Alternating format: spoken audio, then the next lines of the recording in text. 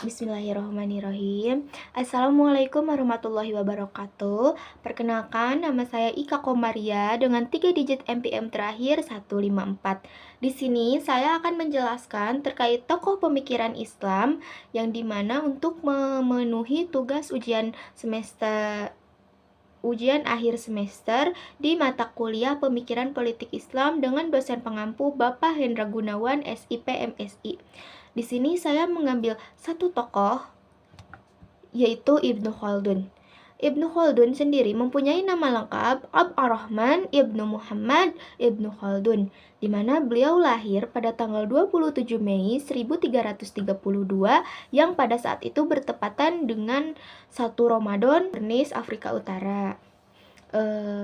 Ibnu Khaldun sendiri berasal dari keluarga yang terkenal mahir pada bidang politik dan juga pendidikan, yaitu keluarga kelas atas yang bernama Andalusia. Maka dari itu tak heran jika saja Ibnu Khaldun mempunyai ilmu yang sangat luas, bahkan tidak heran beliau mendapatkan kecerdasan yang sangat luar biasa.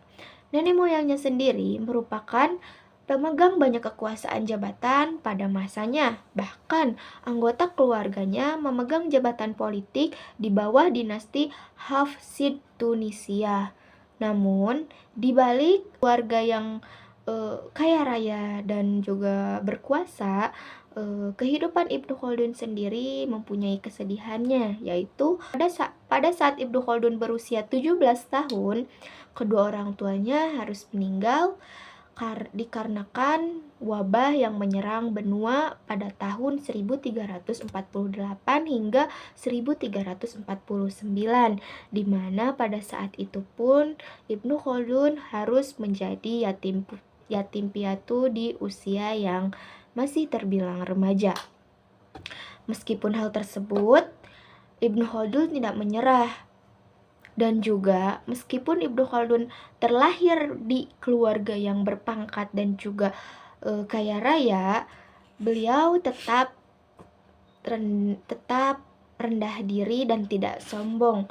Bahkan untuk membangun karirnya sendiri, beliau harus berjuang keras. Nah, dengan lingkungan intelektual yang tinggi dan dukungan keluarganya, Ibnu Khaldun melanjutkan karirnya di dunia politik Islam. Adapun pemikiran Ibnu Khaldun dalam konteks sosiologi dan sejarah Arab, yaitu terkait tiga tingkatan masyarakat, yaitu diantaranya yang pertama ada masyarakat primitif atau bisa saja disebut dengan wahsy, yaitu masyarakat yang belum sama sekali mengenal peradaban.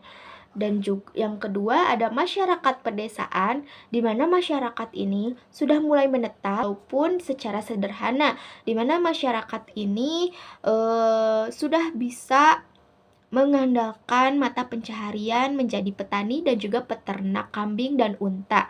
3, yaitu masyarakat kota, di mana masyarakat ini sudah mengenal peradaban, bahkan sudah mengenal tentang berniaga dan juga sudah mengenal terkait industri.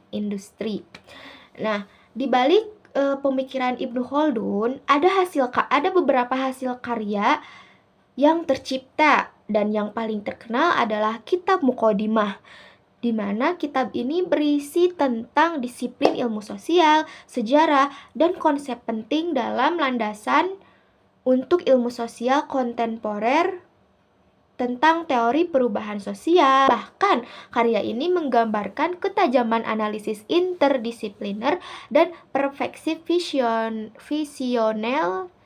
visioner dari Ibnu Khaldun itu sendiri. Dan yang kedua ada juga kitab Al-Ibar, di mana karya-karya ini mencangkup tentang peristiwa politik mengenai orang-orang Arab, non-Arab, bangsa-bangsa barbar yang pada saat itu terjadi, serta raja-raja besar pada masanya.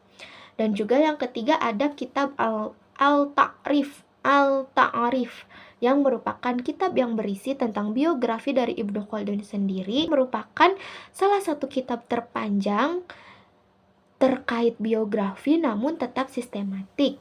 Dan masih banyak kitab-kitab atau bahkan karya-karya lain yang dari Ibnu Khaldun ini sendiri. Dan Ibnu Khaldun wafat pada tanggal 19 Maret 1406 di usianya ke-76 tahun di Kairo, Mesir. Dan hingga pada saat ini rumahnya yang berada di Jalan Turbah Bay,